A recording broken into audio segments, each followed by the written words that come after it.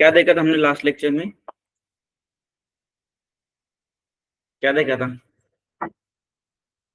सिर्फ एसीपी का full form देखा था या और भी कुछ देखा था? कस्टमर जितने कभी क्या? कितने कस्टमर है, कितनी कंपनी जो ड्राइंग करते हैं, ओके, कभी और क्या देखा था? का काम करता है, कैसे काम करता है, किस किस डिप्लॉयमेंट में। ओके, इंटरनल, यस, इंटरनल के लिए क्या यूज किया जाता है? हाँ, इंटरनल ट्रांजैक्शन रिकॉर्ड करने के लिए क्या यूज किया जाता है? कंट्रोलिंग। और एक्सटर्नल के लिए फाइनेंस। ओके, फाइनेंस मतलब एफआई जो है, एफआई मतलब क्या था? Financial accounting. किस लिए यूज किया जाता है ये? एक्सटर्नल ट्रांजैक्शन रिकॉर्ड करने के लिए। और सीओ जो है, सीओ किस लिए यूज किया जाता है फिर?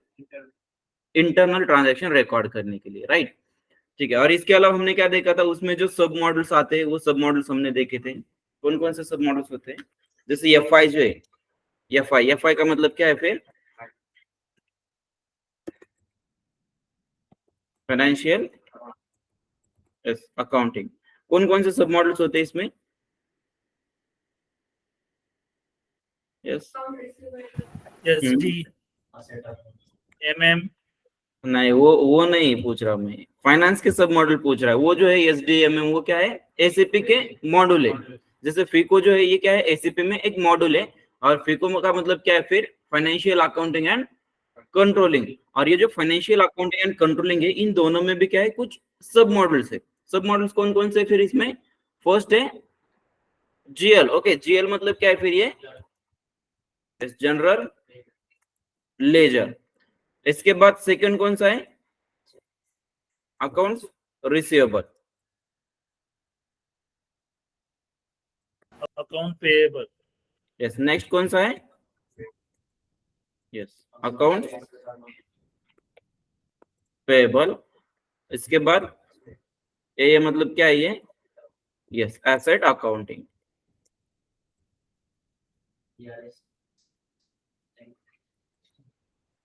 एक मिनट।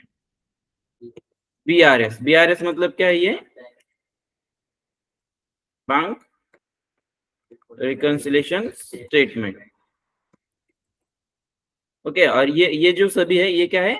फाइनेंस के सब मॉडल्स। उसके बाद सीओ के भी सब मॉडल्स हमने देखे थे। सीओ मतलब क्या होता है फिर? ये कंट्रोलिंग। इसमें कौन कौन से सब मॉडल्स? यस, फर्स्ट कौन सा था? Cost centre, then sorry, profit centre. एक मिनट। सीओ, सीओ मतलब क्या होता है? पहले तो ये कंट्रोलिंग। सीओ मतलब होता है कंट्रोलिंग। इसमें फर्स्ट जो सब मॉडल है वो कौन सा है? Cost centre. इसके बाद second cost element, profit centre. Yes, profit centre, then product internal order, yes, internal order. उसके बाद product, yes, product costing, right. Yes, तो ये सभी क्या है? फाइनेंशियल अकाउंटिंग एंड कंट्रोलिंग के सब मॉड्यूल्स है, राइट। अब इसमें से वन बाय वन देखते हैं क्या होता है। तो फर्स्ट जो है इसमें से जनरल लेजर। क्या होता है जनरल लेजर? बता सकते हो?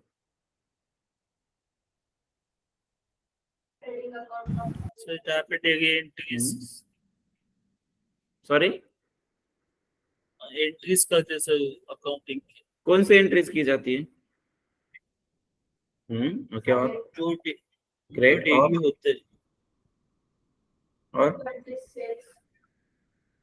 ओके, देखो जनरल लेजर मतलब क्या होता है? ऑलमोस्ट सभी जो अकाउंटिंग की एंट्रीज जो होती है तुम्हारी, वो होती है जनरल लेजर में, राइट। जैसे यहाँ पे अगर तुम account receivable, accounts payable, asset account, इसमें भी जो एंट्रीज कर रहे हो, वो भी एट द एंड क्या होता है? वो भी बाद में रिकंसाइल की जाती है जनरल लेजर में। ओके, ये जो तीनों की जो एंट्री है, जैसे अकाउंट रिसीवेबल, अकाउंट्स पेबल या एसेट अकाउंटिंग, इन तीनों की एंट्रीज क्या की जाती है? बाद में जनरल लेजर में उसे रिकंसाइल किया जाता है। मतलब क्या होता है जनरल लेजर? मतलब यहाँ पे क्या रहेगा कि एक कंपनी में जितनी भी अकाउंटिंग एंट्रीज की जाती है, वो सभी अकाउंटिंग एंट्रीज तुम्हें एक जनरल लेजर में रिकॉर्ड करनी होती है। ओके, और इसके बाद सेकंड जो है अकाउंट्स रिसीवेबल। अकाउंट रिसीवेबल मतलब क्या होगा फिर ये? देखो जनरल लेजर में बस इतना याद रखना है यहाँ पे कि जितनी भी अकाउंटिंग एंट्रीज तुम्हारी होगी वो सभी कहाँ पे रिकॉर्ड करनी पड़ेगी तुम्हें? जनरल लेजर में। एक ledger account, general ledger account तुम्हें उसके लिए क्रिएट करना पड़ेगा हर एक चीज के लिए। जैसे मान लो तुम रेंट पे करो, रेंट के लिए एक जनरल लेजर अकाउंट क्रिएट करना पड़ेगा। अगर तुम मान लो ऑफिस एक्सपेंसेस पे कर रहे हो तो ऑफिस एक्सपेंसेस के लिए तुम्हें एक सेपरेट जेल अकाउंट क्रिएट करना पड़ेगा और उसमें एंट्रीज रिकॉर्ड करनी पड़ेगी। अगेन तुम अगर सैलरी पे कर रहे हो कुछ, तो कितनी सैलरी एग्जैक्टली तुम पे कर रहे हो इसके रिकॉर्ड रखने के लिए तुम्हें अगेन एक सैलरी अकाउंट जो है वो क्रिएट करना पड़ेगा, राइट। अगेन अगर तुम कुछ परचेस कर रहे हो, सेल्स कर रहे हो, तो हर एक चीज के लिए तुम्हें क्या करना पड़ेगा? एक जनरल लेजर अकाउंट क्रिएट करना पड़ेगा, राइट। और उसमें वो सभी एंट्रीज तुम्हें रिकॉर्ड करनी पड़ेगी। अब इसके बाद नेक्स्ट है अकाउंट्स पेएबल। इसमें क्या होगा? यस, क्या होगा इसमें? अकाउंट्स पेएबल किसे कहा जाता है? अकाउंट्स पेएबल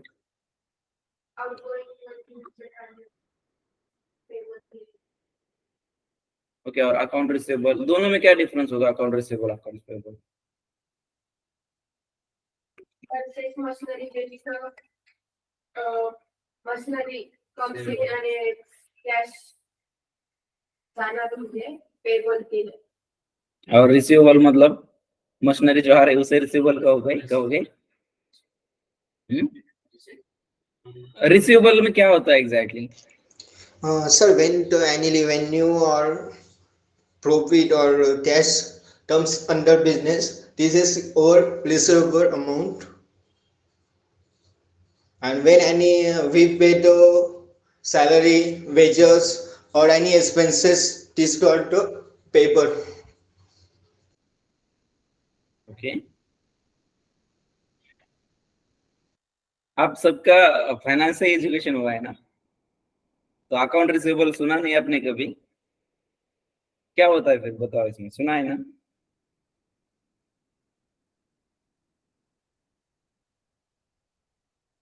एसेट अकाउंटिंग में क्या होता है? क्या किया जाता है उसका? देखो फर्स्ट इसमें जो अकाउंट रिसीवेबल है, अकाउंट रिसीवेबल में क्या किया जाता है?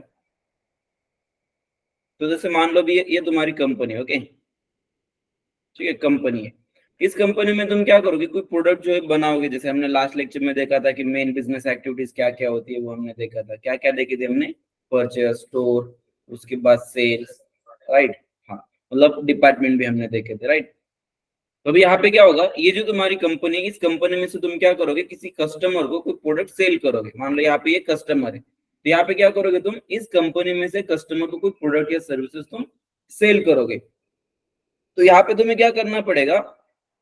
एग्जैक्टली तुमने इस कस्टमर को जो प्रोडक्ट सेल किया है, तो कितने अमाउंट का प्रोडक्ट तुमने उसे सेल किया है, किस डेट को तुमने वो प्रोडक्ट सेल किया है, या इसके अलावा तुम्हें उस कस्टमर से पेमेंट कब और कितनी पेमेंट तुम्हें रिसीव करनी है, इसके जो सभी ट्रांजैक्शन रहेंगे तुम्हारे, वो रिकॉर्ड किए जाते हैं इस अकाउंट रिसीवेबल में, राइट। अकाउंट रिसीवेबल में क्या रहेगा फिर? कस्टमर को जो भी तुम सर्विसेज सेल कर रहे हो या जो प्रोडक्ट तुम सेल कर रहे हो, तो उसके इनवॉइसेस रिकॉर्ड करना। इनवॉइस रिकॉर्ड करने के बाद उसकी जो पेमेंट रहेगी, इनकमिंग पेमेंट, अगर ये कस्टमर तुम्हें कोई पेमेंट पे कर रहा है, तो एग्जैक्टली उसने कितनी पेमेंट तुम्हें पे की है, किस डेट को तुमने वो पेमेंट कलेक्ट की है, तो इसके सभी रिकॉर्ड जो तुम्हें रखने होते हैं यहाँ पे अकाउंट्स रिसीवेबल में, राइट। और इसमें और भी बहुत सारी चीजें होती है। जैसे इसमें अगेन टर्म्स ऑफ पेमेंट होगा, इसके बाद एडवांस पेमेंट होगा, राइट। अगेन जीएसटी भी रहेगा इसमें, अगर तुम सेल कर रहे हो तो ओके, आउटपुट जीएसटी लगेगा उसमें, राइट। और भी बहुत सारी चीजें जो तुम्हें यहाँ पे अकाउंट रिसीवेबल में करनी पड़ेगी। मेन चीज क्या रहेगी यहाँ पे? सेल्स की इनवॉइस पोस्ट करना। ओके, अगर तुम कोई प्रोडक्ट सेल कर रहे हो इस कस्टमर को, तो यहाँ पे सेल्स का इनवॉइस तुम्हें पहले पोस्ट करना पड़ेगा कि एग्जैक्टली कौन सा प्रोडक्ट सेल किया है और कितने अमाउंट का तुमने सेल किया है, राइट। और अगेन इसमें क्या होता है? Terms of payment. क्या होता है? सुना है टर्म्स ऑफ पेमेंट कभी? दोनों में भी रहेगा। अभी जो मैं बता रहा हूँ, ये जो टर्म्स ऑफ पेमेंट है, ये दोनों में भी रहेगा। ओके, टर्म्स ऑफ पेमेंट सुना है कभी? Yes, terms of payment. देखो टर्म्स ऑफ पेमेंट में क्या होगा यहाँ पे? जैसे तुम यहाँ पे क्या कर रहे हो? इस कस्टमर को कोई प्रोडक्ट तुम सेल कर रहे हो, राइट। प्रोडक्ट सेल करने के बाद क्या करोगे तुम, इसका एक इनवॉइस पोस्ट करोगे। लेट सपोज तुम यहाँ पे क्या कर रहे हो, मान लो 50,000 रुपीज का एक प्रोडक्ट तुम सेल कर रहे हो इस कस्टमर को। कितना अमाउंट का सेल कर रहे हो, 50,000 रुपीज का एक प्रोडक्ट तुम सेल कर रहे हो। और मान लो इसमें टर्म्स ऑफ पेमेंट अप्लाई है। जब तुम इसे प्रोडक्ट को सेल कर रहे हो तो इसमें क्या है, टर्म्स ऑफ पेमेंट अप्लाई है। और टर्म्स ऑफ पेमेंट क्या अप्लाई है यहाँ पे, तो मान लो जब तुम प्रोडक्ट इस कस्टमर को सेल कर रहे हो तो यहाँ पे टर्म्स ऑफ पेमेंट क्या अप्लाई है, तो उस कस्टमर को जो तुम प्रोडक्ट सेल कर रहे हो तो वो तुम सेल कर रहे हो मान लो क्रेडिट बेसिस पे। और यहाँ पे इस कस्टमर को क्या करना है, फिर ये जो टोटल पेमेंट है उसे पे करनी है। कब तक पे करनी है उसे, मान लो 45 डेज तक उसे ये पेमेंट पे करनी है। ओके, आज अभी तुम सेल कर रहे हो, मान लो आज अगर तुम सेल कर रहे हो तो तुम पेमेंट कब कलेक्ट करोगे उस कस्टमर से, आने वाले 45 डेज तक। मतलब वो कस्टमर तुम्हें आज प्रोडक्ट वो ले रहा है तुमसे, लेकिन पेमेंट कब करेगा, अभी नहीं करेगा, कभी भी कर सकता है। यस, आने वाले 45 डेज में कभी भी पेमेंट वो कर सकता है। इसे क्या कहा जाता है, टर्म्स ऑफ पेमेंट। तो तुम्हारी टर्म्स जो है पेमेंट की क्या रहेगी, अभी यहाँ पे टर्म्स क्या है, फिर हमारी एक टर्म्स क्या है कि वो कस्टमर जो है तुम्हें पेमेंट करेगा 45 डेज तक, मतलब 45 डेज में कभी भी कर सकता है। और अगर वो तुम्हें मान लो ये पेमेंट जो है 45 डेज की जगह तुम्हें अगर वो पेमेंट पे कर रहा है मान लो 30 डेज में, तो यहाँ पे क्या होगा, तुम्हें उस कस्टमर को देना पड़ेगा कुछ डिस्काउंट। क्या होगा, अगर देखो टर्म्स ऑफ पेमेंट क्या थी तुम्हारी पहली, एक तो उस कस्टमर को पेमेंट पे करनी है 45 डेज में, लेकिन वो 45 डेज से पहले ही अगर पेमेंट पे करता है, मान लो 30 डेज के अंदर अगर वो पेमेंट पे करता है, तो यहाँ पे क्या करना है तुम्हें, मान लो उसे डिस्काउंट देना है। कितना डिस्काउंट देना है, लेट सपोज तुम्हें यहाँ पे डिस्काउंट देना है उसे 3% सपोज। ओके, डिस्काउंट कितना देना है, 3%। अगर वो तुम्हें 30 डेज के अंदर पेमेंट पे करता है तो उसे तुम्हें डिस्काउंट देना पड़ेगा 3%। वही पेमेंट अगर वो तुम्हें मान लो करता है 15 डेज में, तो यहाँ पे क्या करना पड़ेगा, अगेन तुम्हें डिस्काउंट देना पड़ेगा। और लेट सपोज यहाँ पे तुम्हें डिस्काउंट अभी देना पड़ रहा है 6%। मान लो इस तरह से जो है तुम्हारी ये क्या है, टर्म्स ऑफ पेमेंट। ओके, इस तरह से कुछ टर्म्स ऑफ पेमेंट जो है तुम्हारी यहाँ पे रहेगी इस ट्रांजेक्शन में। अब यहाँ पे क्या हुआ है, इस कस्टमर ने क्या किया है तुमसे, मटेरियल कितने अमाउंट का लिया है, 50,000 का है, राइट। मान लो आज की डेट को उसने 50,000 रुपीज का प्रोडक्ट तुमसे परचेस किया है, और वो पेमेंट भी मान लो तुम्हें आज ही कर रहा है। ओके, और यहाँ पे टर्म्स ऑफ पेमेंट अप्लाई है, तो तुम्हें उस कस्टमर को कितना डिस्काउंट देना पड़ेगा, कितना, 10% कैसे आएगा, कैसे कैलकुलेट किया तुमने 10%, बता।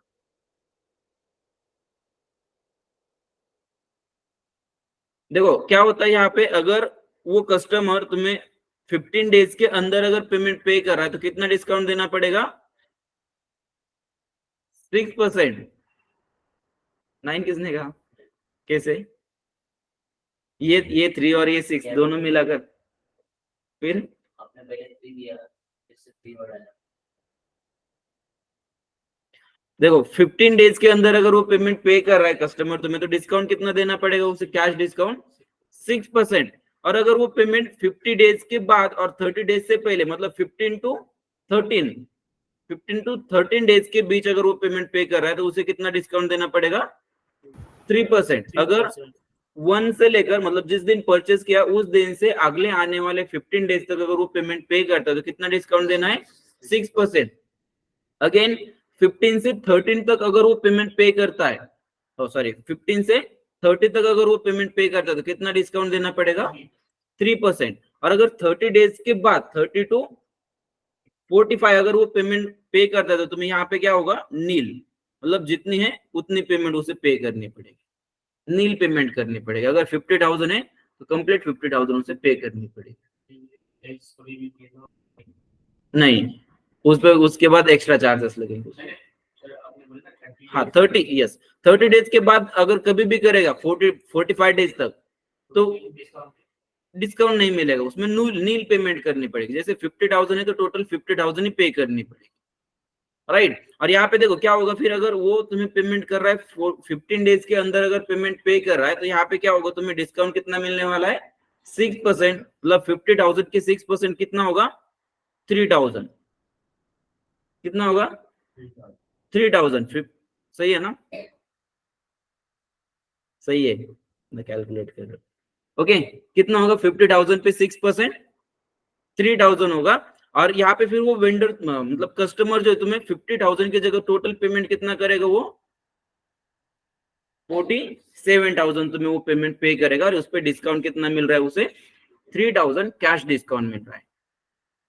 ओके यस, तो ये कहाँ पे रहेगा तुम्हारा, टर्म्स ऑफ पेमेंट में। और ये देखो, ये सभी जब तुम अकाउंट रिसीवेबल जब कर रहे हो ना, तो ये सभी भी तुम्हें ध्यान रखना होता है इसका भी, कि जिस कस्टमर से तुम पेमेंट रिसीव कर रहे हो उसके लिए कोई टर्म्स ऑफ पेमेंट अप्लाई है या नहीं, और अगर टर्म्स ऑफ पेमेंट अप्लाई होगी उसमें, तो इस तरह से डिस्काउंट भी उसे तुम्हें देना पड़ेगा, राइट। तो याद रखना, अकाउंट रिसीवेबल इसमें क्या होगा, मेनली जो कस्टमर को हम प्रोडक्ट सेल कर रहे हैं उसके इनवॉइस हमें पोस्ट करना पड़ेगा, और इनवॉइस पोस्ट करने के बाद उसकी जो पेमेंट हमें कलेक्ट करनी है, तो वो पेमेंट जब हम कलेक्ट करेंगे उस कस्टमर से, तो कितनी पेमेंट हमने कलेक्ट की है, किस डेट को हमने वो पेमेंट कलेक्ट की है, इसके भी रिकॉर्ड्स हमें रखने होते हैं। ओके, क्या होता है अकाउंट रिसीवेबल में, बता। हाँ यस,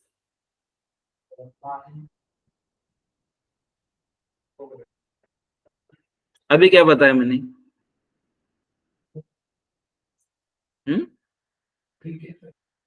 क्या है 3K, वो क्या है, 6%। उसके बाद क्या बताया, नहीं सुना ना, क्या देख रहा था मोबाइल में, वेंडर का क्या, हम्म,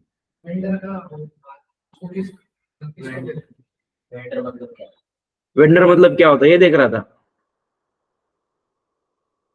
मुझसे पूछ लेता।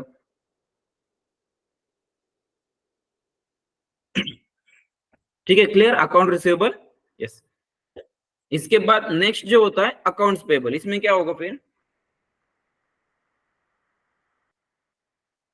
यस, अकाउंट पेबल इसमें क्या होगा, जब तुम कोई प्रोडक्ट परचेस करोगे या कोई सर्विस परचेस करोगे, तो इस समय क्या करना पड़ेगा तुम्हें, अकाउंट्स पेबल में उसकी एंट्री तुम्हें रिकॉर्ड करनी पड़ेगी। अकाउंट्स पेबल, पेबल मतलब क्या है, ये तुम्हें किसी को पेमेंट पे करनी पड़ेगी, और पेमेंट किसे पे करोगे, जिससे तुम कोई प्रोडक्ट या सर्विस तुम परचेस कर रहे हो। जैसे फॉर एग्जांपल ये कंपनी है तुम्हारी, इस कंपनी का बिजनेस अगर तुम्हें रन करना है, तो ऑब्वियसली इस कंपनी में तुम्हें कुछ प्रोडक्ट या कुछ सर्विसेज तुम्हें परचेस करनी पड़ेगी, और ये जो प्रोडक्ट या सर्विसेज है तुम कहाँ से परचेस करोगे, तो एक जो वेंडर यहाँ पे तुम्हारा रहने वाला है। अभी वेंडर का मतलब ही क्या होता है यहाँ पे, कंपनी, सामने वाली, मतलब वेंडर का मतलब क्या रहेगा, जो कंपनी तुम्हें सर्विस या कोई मटेरियल प्रोवाइड कर रही है, तो उस कंपनी को तुम क्या कहोगे, वेंडर। या कोई अगर पर्सन भी तुम्हें कोई सर्विस या कोई मटेरियल अगर तुम्हें प्रोवाइड कर रहा है, तो उसे भी क्या कहोगे तुम, वेंडर, या उसे कहा जाता है सप्लायर, वेंडर या सप्लाई।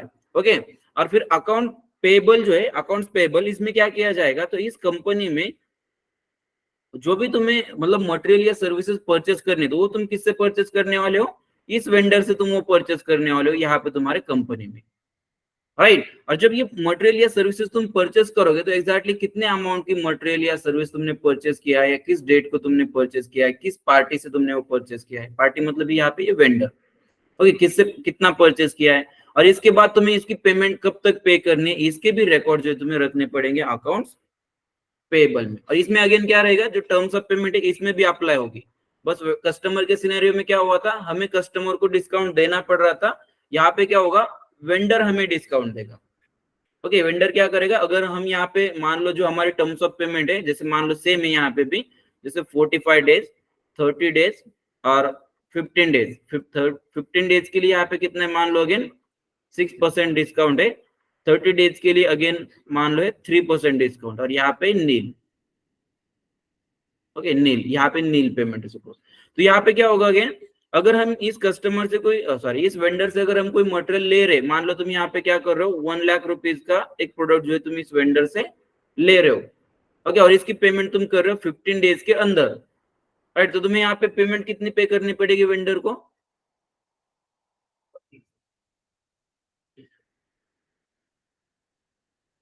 यहाँ पे प्रोडक्ट कितना लिया है, 97, कैसे, 15 डेज के अंदर तुम पे कर रहे हो, बहुत कच्चे देख रहे हो आप गणित में, करो कैलकुलेट, क्या कितना होता है, 94,000 कैलकुलेट निकालना पड़ता है क्या उसके लिए, हाँ, इसके लिए कैलकुलेट निकालना पड़ रहा है तुम्हें, 94,000 6,000 डिस्काउंट होगा। यस, क्या होगा यहाँ पे 1 लाख पे 6,000 अगर डिस्काउंट है तो कितना, सॉरी 6% अगर डिस्काउंट है तो कितना हो जाएगा, वो 1 लाख पे 6,000 डिस्काउंट हो जाएगा। और इसीलिए अगर तुम यहाँ पे पेमेंट पे करो तो तुम्हें पेमेंट कितनी पे करनी पड़ेगी फिर 94,000 तुम्हें उस वेंडर को पेमेंट पे करनी पड़ेगी। के का मतलब यहाँ पे होता है 1000 और यल का मतलब होता है लाख, ये पता है ना? ओके, नहीं तो फिर से कहोगे कि ये क्या है, के और यल क्या है, राइट? क्लियर फिर ये यहाँ तक? यस, तो ये कहाँ पे रहेगा तुम्हारा अकाउंट पेबल में। क्या होगा फर्स्ट, तो जब तुम यहाँ पे मटेरियल परचेस कर लोगे 1 लाख रुपीज का, तो पहले इसका इनवॉइस तुम्हें पोस्ट करना पड़ेगा। मान लो तुमने आज की डेट को ये इनवॉइस लिया है, मतलब मटेरियल लिया है, तो आज ही क्या करोगे, ये सिस्टम में पोस्ट करोगे कि 1 लाख रुपीज का एक कोई प्रोडक्ट जो है तुमने वेंडर से परचेस किया है। इसके बाद क्या होगा, जब भी तुम पेमेंट पे करोगे, जैसे मान लो तुम ये पेमेंट इस वेंडर को पे करो, तो यहाँ पे कब और किस डेट को तुमने ये पेमेंट पे किए, इसके भी तुम्हें रिकॉर्ड्स रखने पड़ेंगे, राइट? तो इसकी भी फिर से क्या करना पड़ेगा, एक आउटगोइंग पेमेंट की एंट्री जो तुम्हें यहाँ पे रिकॉर्ड करनी पड़ेगी। और अगेन इसमें क्या होता है, फिर टर्म्स ऑफ पेमेंट रहेगा या इसमें एडवांस पेमेंट भी होगा। एडवांस पेमेंट मतलब क्या होगा, जैसे कई बार क्या होता है, देखो आपने मे बी अगर ऑनलाइन डिलीवरी अगर आपने ली होगी, कोई प्रोडक्ट अगर आपने परचेस किया होगा अमेजोन फ्लिपकार्ट से, तो वहां पे 2 ऑप्शन होते हैं, एक होता है कैश ऑन डिलीवरी का और एक होता है ऑनलाइन पेमेंट का, राइट? तो कुछ प्रोडक्ट के लिए क्या होता है, वहां पे कैश ऑन डिलीवरी अवेलेबल नहीं रहती, राइट? वहां पे तुम्हें क्या करना होता है, सिर्फ ऑनलाइन पेमेंट ही करना होता है। कैश ऑन डिलीवरी का कुछ प्रोडक्ट पे ऑप्शन नहीं होता है। तो क्या मतलब, जो ऑनलाइन पेमेंट तुम कर रहे हो एक तरह से, वो क्या है, एक तरह से एडवांस पेमेंट है या डाउन पेमेंट है। मतलब तुम प्रोडक्ट लेने से पहले वो पेमेंट पे कर रहे हो सामने वाली पार्टी को, और उसके बाद कुछ दिनों के बाद तुम्हें वो प्रोडक्ट मिलेगा, राइट? तो कंपनी में भी क्या होता है, कई बार तुम्हें डाउन पेमेंट भी करनी होती है, एडवांस में पेमेंट पे करनी होती है। अगर तुम किसी वेंडर से ये मटेरियल परचेस कर रहे हो, मटेरियल अगर तुम ले रहे हो किसी वेंडर से, तो तुम्हें क्या करना पड़ेगा, यहाँ पे एडवांस में कुछ पेमेंट जो है उस वेंडर को तुम्हें पे करनी पड़ेगी, उसके बाद ही तुम्हें वो प्रोडक्ट भेजेगा, राइट? और ये किस लिए लिया जाता है, श्योरिटी के लिए। जैसे तुम ऑर्डर जो परचेस कर रहे हो, तो तुम इस ऑर्डर के बारे में कंफर्म हो या श्योर हो, तुम ये ऑर्डर तुम लेने ही वाले हो, तो इसके लिए एडवांस में पेमेंट कई बार ली जाती है। तो वो एडवांस की पेमेंट जो रहेगी, वो भी तुम्हें यहाँ पे अकाउंट्स पेबल में हैंडल करनी होती है। कैसे करनी है वो भी हम आगे देखेंगे, राइट? तो याद रखना, इसमें टर्म्स ऑफ पेमेंट भी रहेगा, एडवांस पेमेंट भी रहेगा, अगेन इनवॉइस और जीएसटी भी रहेगा। ओके, तो ये सभी चीजें जो हम यहाँ पे देखेंगे। बस इतना, इसमें शॉर्टकट में बस इतना याद रखना, अकाउंट्स पेबल मतलब क्या होता है, जो वेंडर से हम मटेरियल या सर्विसेज परचेस करते हैं, तो उसके सभी ट्रांजैक्शन रिकॉर्ड करना, या वेंडर की जो पेमेंट हमें पे करनी है, जो पेमेंट हम पे करेंगे, तो उसके भी ट्रांजैक्शन रिकॉर्ड करना, मतलब भी होता है अकाउंट्स पेबल। ओके, नेक्स्ट है एसेट अकाउंटिंग। इसमें क्या होगा फिर,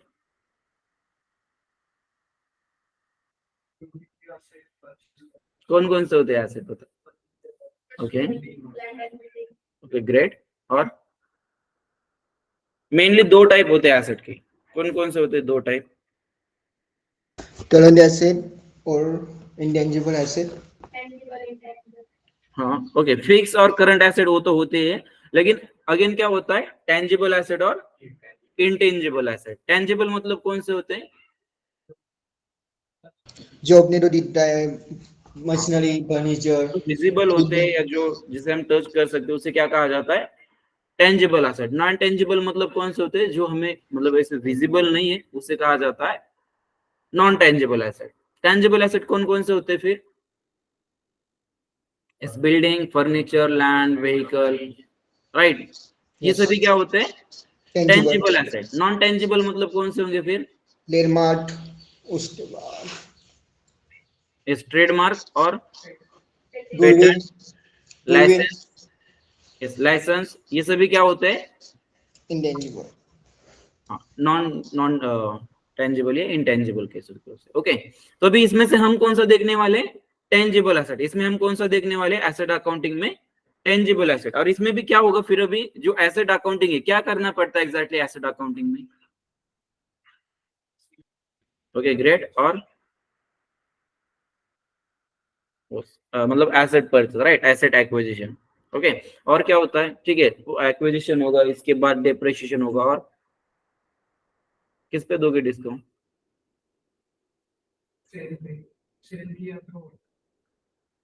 हाँ, देखो क्या क्या होता है इसमें। एसेट अकाउंटिंग जो है, इसमें हम क्या क्या देखने वाले हैं। पहले तो एक कंपनी के पास जितने एसेट है वो मैनेज कैसे करने, या इस सॉफ्टवेयर पे अगर तुम्हें मान लो तुम्हारी कंपनी के पास 50 व्हीकल्स है, तो तुम्हें क्या करना पड़ेगा, इस सॉफ्टवेयर पे ये रिकॉर्ड रखना पड़ेगा तुम्हें कि तुम्हारे कंपनी के पास एग्जैक्टली कितनी व्हीकल्स है, राइट। अगेन इसके बाद क्या होगा,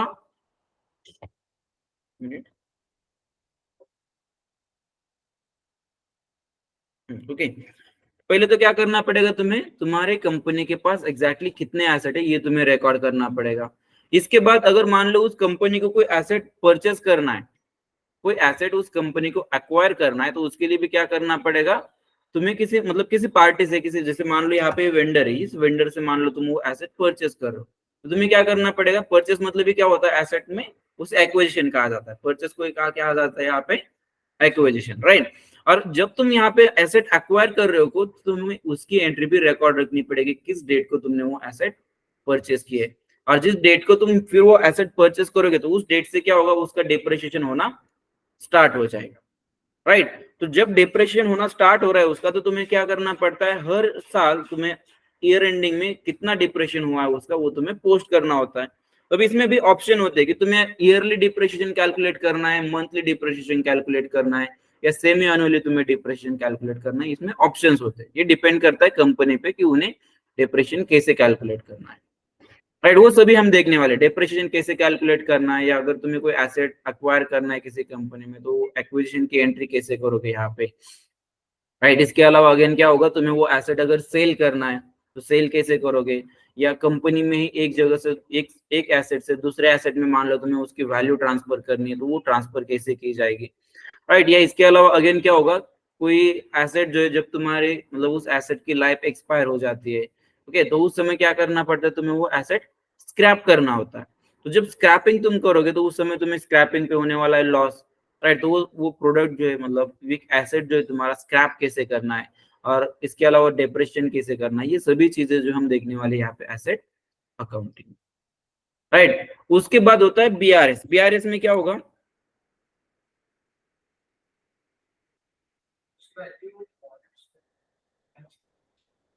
क्या बुक वैल्यू का क्या करना होता है, मैच करना होता है किसके साथ,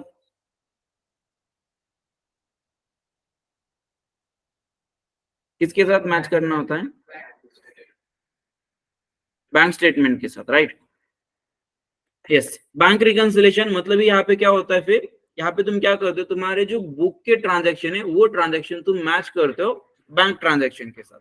फॉर एग्जांपल तुमने यहाँ पे क्या किया था, सपोज ये जो वेंडर है, इस वेंडर से मान लो तुमने कुछ अमाउंट का प्रोडक्ट जो है यहाँ पे परचेस किया था, लेट सपोज 80,000 रुपीज का एक प्रोडक्ट जो है तुमने इस वेंडर से परचेस किया है।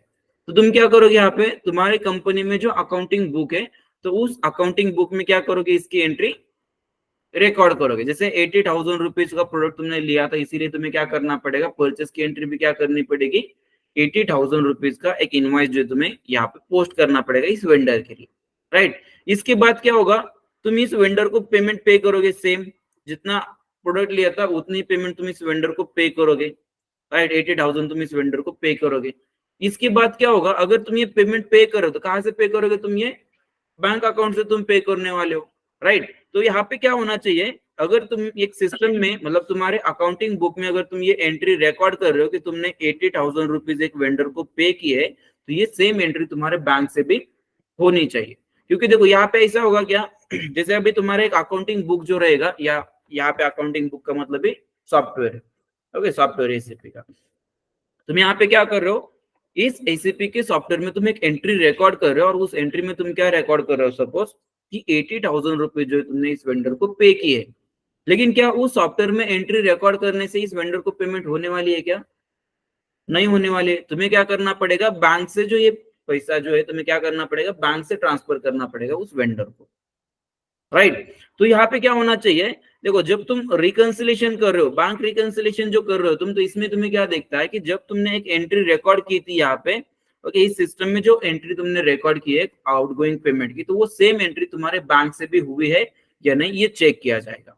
और अगर मान लो तुम यहाँ पे क्या करो, सिर्फ यहाँ पे तुम्हारे सिस्टम में तुम एंट्री तो कर रहे हो कि तुमने इस वेंडर की पेमेंट पे कर दी है, तो यहाँ पे क्या होगा, तुम्हें सिस्टम में जब तुम देखोगे, जब बैलेंस चेक करोगे तुम उस वेंडर का, तो उसमें क्या देखने वाला है तुम्हें कि तुमने एक वेंडर की पेमेंट जो है पे कर दी है, लेकिन एक्चुअल में पेमेंट हुई है क्या फिर उसकी नहीं हुई है। कैसे पता चलेगा तुम्हें कि वो पेमेंट हुई है या नहीं हुई है?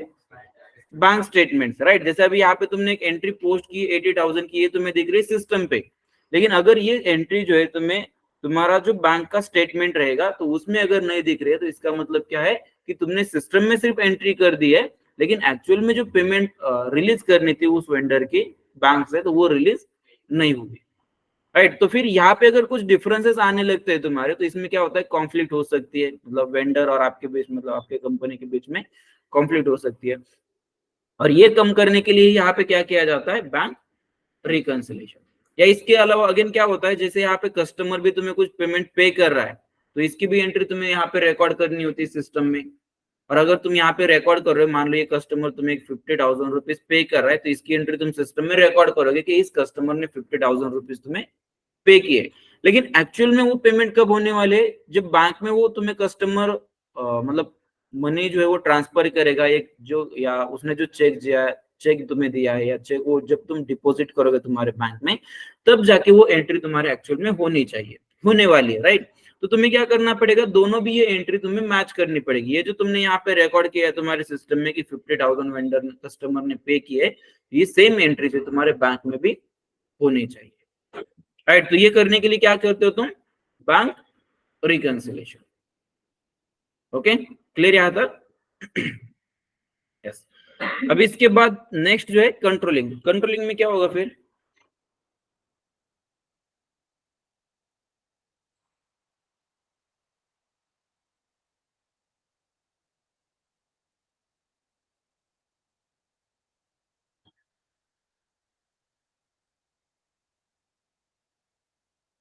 यस क्या होता है कंट्रोलिंग में?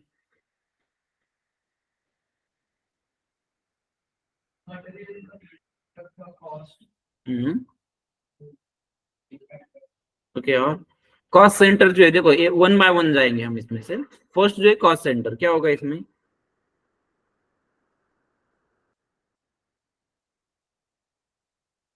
यस,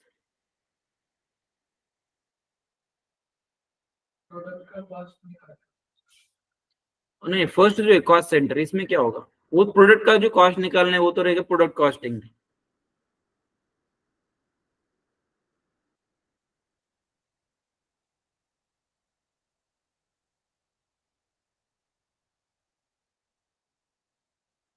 यस, क्या होगा इसमें?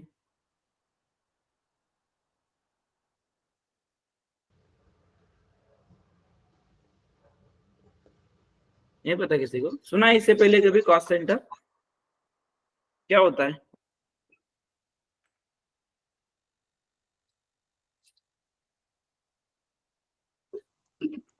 कॉस्ट सेंटर में हम लोग जो डिफरेंट डिपार्टमेंट में एक्सपेंसेस हो रहे हैं वो रिकॉर्ड करते हैं।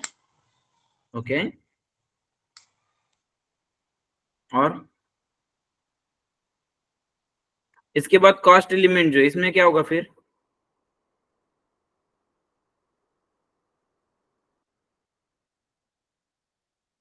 यस, कॉस्ट एलिमेंट में क्या होगा?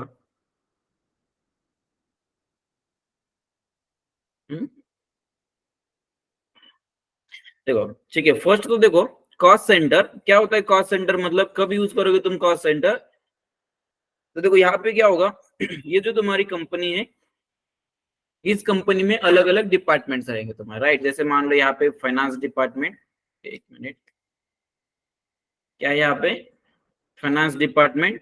अगेन यहाँ पे है purchase department, store department, production department या सेल्स डिपार्टमेंट। अगेन बाकी के भी रहेंगे, एचआर डिपार्टमेंट या IT department, again separate separate रहेंगे। तो देखो यहाँ पे तुम्हें क्या करना पड़ेगा, जैसे हमने स्टार्टिंग में देखा कि कंट्रोलिंग जो है, कंट्रोलिंग हम किसके लिए यूज करते हैं कि एक कंपनी में जो इंटरनल ट्रांजैक्शन हो रहे हैं वो इंटरनल ट्रांजैक्शन रिकॉर्ड करने के लिए हम कंट्रोलिंग का यूज करते हैं। तो यहाँ पे क्या होगा, अभी ये जो कंपनी है तुम्हारी, इस कंपनी में ऐसे अलग अलग डिपार्टमेंट्स है। तुम्हें क्या करना है, इस कंपनी में ये जो अलग अलग डिपार्टमेंट्स है, तो हर एक डिपार्टमेंट में जो तुम्हारे एक्सपेंसेस हो रहे हैं या जो तुम्हें रेवेन्यू हो रहा है, तो ये तुम्हें रिकॉर्ड करना पड़ेगा। कहाँ पे रिकॉर्ड करोगे फिर? वो कॉस्ट सेंटर पे। जैसे देखो इस कंपनी का मैनेजमेंट जो है, इस मैनेजमेंट को क्या चाहिए, यहाँ पे इस कंपनी में जो तुम्हारे एक्सपेंसेस हो रहे हैं, तो हर एक डिपार्टमेंट के लिए कितने एक्सपेंसेस हो रहे हैं वो उन्हें क्या करना है, सेपरेट सेपरेट रखना है, या सेपरेटली उन्हें ट्रैक करना है कि किस डिपार्टमेंट पे कितने एक्सपेंसेस हो रहे हैं, राइट। जैसे अभी ये क्या है तुम्हारा फाइनेंस डिपार्टमेंट है, तो इस पे कितने एक्सपेंसेस हो रहे हैं, स्टोर डिपार्टमेंट पे कितने एक्सपेंसेस हो रहे हैं, परचेस डिपार्टमेंट जो है इस पे कितने एक्सपेंसेस हो रहे हैं, यहाँ पे जो प्रोडक्शन डिपार्टमेंट है इसमें कितने तुम्हारे एक्सपेंसेस हो रहे हैं डेली, राइट। या इसके अलावा ये जो सेल्स डिपार्टमेंट है यहाँ पे तुम्हारे कितने एक्सपेंसेस हो रहे हैं, वो क्या करना है, इन्हें इंडिविजुअली सेपरेटली ये ट्रैक करने। तो इसके लिए क्या किया जाएगा, ये जो कॉस्ट सेंटर है, तो हर एक डिपार्टमेंट के लिए तुम क्या करोगे, इसमें से हर एक डिपार्टमेंट के लिए एक कॉस्ट सेंटर तुम क्रिएट करो। जैसे जो ये जो परचेस डिपार्टमेंट है या प्रोडक्शन डिपार्टमेंट, जो प्रोडक्शन डिपार्टमेंट के लिए एक कॉस्ट सेंटर रहेगा, अगेन इस डिपार्टमेंट के लिए, परचेस डिपार्टमेंट के लिए भी एक कॉस्ट सेंटर रहेगा, सेल्स डिपार्टमेंट, फाइनेंस डिपार्टमेंट और एसडी डिपार्टमेंट, हर एक डिपार्टमेंट के लिए तुम क्या करोगे, एक अलग अलग कॉस्ट सेंटर क्रिएट करोगे। और ये किस लिए रहेगा, सिर्फ रिपोर्टिंग पर्पस के लिए, या जो तुम्हें बजट प्लान करना है। जैसे देखो कंपनी में क्या क्या क्या किया जाता है, बजट प्लान किया जाता है कि किस मतलब एक्टिविटी के लिए या किस डिपार्टमेंट को कितना बजट हमें एलोकेट करना है, राइट। जैसे फॉर एग्जांपल तुम इसमें क्या कर लेते हो, सपोज एक मिनट, यस, इसमें तुम क्या कर लेते हो, मान लो ये जो तुम्हारा प्रोडक्शन डिपार्टमेंट है, इस प्रोडक्शन डिपार्टमेंट के लिए तुम एक कॉस्ट सेंटर क्रिएट करते हो। जैसे मान लो यहाँ पे मैं ले लेता हूँ PDCC1, ओके, मतलब क्या रहेगा इसका, प्रोडक्शन कॉस्ट सेंटर, ओके, इतना ही रखता हूँ सपोज। ये तुमने क्या किया है, एक कोड लिया है कॉस्ट सेंटर के लिए, कोई भी ले सकते हो, ये नेम जो है कोई भी ले सकते हो, एग्जांपल के लिए मैं ये ले रहा हूँ PDCCS, इस तरह से मैं ले लेता हूँ, मतलब प्रोडक्शन डिपार्टमेंट कॉस्ट सेंटर। और अभी इसमें तुम क्या करोगे, जैसे मान लो ये जो डिपार्टमेंट है तुम्हारा, तो इसमें तुम क्या करोगे, इस कॉस्ट सेंटर में इस डिपार्टमेंट पे जो तुम्हारे एक्सपेंसेस हो रहे हैं वो तुम रिकॉर्ड करोगे इस कॉस्ट सेंटर में, ओके। और इसके अलावा तुम क्या कर सकते हो, अगेन यहाँ पे जो प्लानिंग इसके लिए तुम्हें करनी है, जो बजट तुम्हें इसके लिए प्लान करना है, तो वो भी तुम कर सकते हो इस कॉस्ट सेंटर का यूज करके। कैसे यूज करोगे फिर इसका, तो देखो मान लो तुम यहाँ पे क्या करोगे, ये कॉस्ट सेंटर का यूज करके तुम एक बजट प्लान करो। तो बजट प्लान करो मतलब यहाँ पे क्या करोगे, जैसे मान लो तुम्हें इसके लिए क्या करना है, फॉर एग्जाम्पल बजट तुम अलोकेट करते हो इस डिपार्टमेंट के लिए, मान लो, अच्छा ठीक है 50,000 ले लेते, ओके। बजट कितना प्लान किया तुमने, सपोज 50,000 तुमने प्लान किया है, ये प्लान बजट है। मतलब क्या, अभी ये जो बजट प्लान कर रहे हो तुम, मे बी ये 1 मंथ के लिए रहेगा, 6 मंथ के लिए रहेगा, या 1 साल के लिए रहेगा, डिपेंड करता है कि तुम कितने टाइम के लिए ये प्लान करो, राइट। फॉर एग्जाम्पल हम यहाँ पे इसे कंसिडर करते हैं कि ये जो है 1 मंथ के लिए मान लो बजट है, ओके। इस डिपार्टमेंट पे तुम्हें क्या करना है, सपोज 50,000 रुपए जो है मंथली एक्सपेंसेस तुम्हें करने, इस तरह से तुमने एक बजट प्लान करके रखा है। तो इसके बाद अगेन क्या होगा, ये तुमने प्लान जो किया है, बजट किसके लिए किया है, ये मतलब कॉस्ट सेंटर के लिए तुमने ये बजट प्लान किया, और ये कॉस्ट सेंटर किसके लिए, तुम्हारा इस डिपार्टमेंट के लिए, ओके। और इस डिपार्टमेंट के लिए जो कॉस्ट सेंटर है तुम्हारा, इसमें तुमने क्या किया है, 50,000 रुपीज ये बजट सपोज तुमने प्लान किया। इसके बाद क्या होगा, अभी इस डिपार्टमेंट पे मान लो तुम क्या करते हो, कोई स्टेशनरी प्रोडक्ट मान लो सपोज तुमने यहाँ पे परचेस किया था, जैसे हमने लास्ट लेक्चर में देखा था कि 50,000 रुपीज का एक प्रोडक्ट तुमने परचेस किया है वेंडर से, एक कंज्यूमेबल प्रोडक्ट। इसमें से मान लो ये डिपार्टमेंट यूज कर रहा है 10,000 रुपीज का प्रोडक्ट, ये डिपार्टमेंट यूज कर रहा है 5,000 रुपीज का प्रोडक्ट। तो ये क्या हो रहा है, यहाँ पे एक तरह से इस डिपार्टमेंट पे ये एक्सपेंसेस हो रहे हैं, क्या हो रहा है, ये यहाँ पे एक्सपेंसेस हो रहे हैं। और इसमें से मान लो जो तुम्हारा ये जो प्रोडक्शन डिपार्टमेंट है, प्रोडक्शन डिपार्टमेंट ने क्या किया, यहाँ पे 10,000 रुपीज का एक प्रोडक्ट जो मान लो ये कंज्यूम किया है, यूज किया है उन्होंने। तो यहाँ पे क्या होगा, देखो तुमने प्लानिंग कितने कर रखी थी इस डिपार्टमेंट के लिए, 50,000, और यहाँ पे एक्चुअल में कितना यूज हुआ है, कितना यूज हुआ है एक्चुअल में, 10,000, राइट। तो यहाँ पे कितना होगा, अभी 10,000 एक्चुअल में यूज हुआ है। ये कौन सा है, ये प्लान है, ओके, ये क्या है, ये प्लान है। और ये कौन सा है, एक्चुअल में, मतलब एक्चुअल में तुम्हारा यूज कितना हुआ, 10,000 का। प्लान तुमने किया था 50,000, इस डिपार्टमेंट पे मैक्सिमम 50,000 तुम्हें एक्सपेंसेस करने थे, और अभी एक्चुअल में कितने किए तुमने, 10,000। इसका मतलब और कितने कर सकते हो, और कितने कर सकते हो, 40,000 तुम और उस डिपार्टमेंट पे एक्सपेंसेस कर सकते हो। मतलब जो कॉस्ट सेंटर जो रहेगा तुम्हारा, तो इस कॉस्ट सेंटर में क्या कर सकते हो फिर तुम, इस मतलब हर एक डिपार्टमेंट का बजट भी तुम प्लान कर सकते हो, और एक्चुअल में तुम कितना मतलब एक्सपेंस कर रहे हो ये भी तुम ट्रैक कर सकते हो। और इससे क्या होगा, तुम्हें दोनों भी रिपोर्ट देखेंगे, मतलब तुम्हारा बजट और तुमने एक्चुअल कितना किया है और इसके बाद और कितना कर सकते हो, इस तरह के तुम्हें रिपोर्ट यहाँ पे देखेंगे। तो एक्चुअल का तुम रिकॉर्ड करोगे, पहले प्लान का तो ऑलरेडी तुमने प्लान कर रखा है, एक्चुअल का जैसे जैसे यूज होगा वैसे अगर तुम रिकॉर्ड करते जाओगे तो ये मैनेजमेंट के लिए जो ये इजी रहेगा कि ट्रैक करने के लिए, राइट। अगर तुम्हें कॉस्ट ऑप्टिमाइजेशन करना है, यहाँ पे कॉस्ट अगर तुम्हें किसी डिपार्टमेंट पे कम करनी है तो भी इसका यूज जो यहाँ पे किया जाता है। जैसे अभी मान लो तुमने प्लानिंग की थी 50,000 और ऑलरेडी तुम्हारे 10,000 मान लो एक्सपेंसेस हुए, तो तुम अभी क्या करोगे, जैसे मान लो मंथ के स्टार्टिंग के जो 4 या 5 दिन है मान लो, उसी में तुम्हारे 10,000 एक्सपेंसेस जो है एक डिपार्टमेंट पे सपोज हुए, और जिसका बजट कितना है एक मंथ का, सपोज 50,000 रुपीज है एक मंथ का बजट सपोज, और ऑलरेडी तुमने मंथ के स्टार्टिंग में ही क्या किया, मान लो 4-5 दिन में मान लो 10,000 तुमने एक्सपेंसेस किए, और अभी तुम्हें क्या करना है, बाकी जो तुम्हारे 40,000 रहेंगे, तो इसमें क्या करना है, तुम्हें पूरा एक मंथ निकालना है तुम्हें उस कंपनी का। तो इस समय तुम क्या करोगे, यहाँ पे कॉस्ट ऑप्टिमाइजेशन करना तुम स्टार्ट करोगे, मतलब जितने तुम एक्सपेंसेस कम कर सकते हो उतने एक्सपेंसेस तुम कम करना यहाँ पे ट्राई करोगे, राइट। मतलब बस इतना याद रखना, यहाँ पे कॉस्ट सेंटर जो रहेगा, तो कॉस्ट सेंटर किस लिए यूज करोगे, तो एक स्पेसिफिक डिपार्टमेंट के लिए अगर तुम्हें बजट प्लान करना है उसके लिए यूज कर सकते हो, या जो उस डिपार्टमेंट में एक्चुअल में जो यूज हो रहा है, एक्चुअल में जो ट्रांजैक्शन हो रहे हैं वहां पे जो एक्सपेंसेस हो रहे हैं वो भी रिकॉर्ड करने के लिए तुम कॉस्ट सेंटर का यूज करोगे। क्लियर ये? ओके।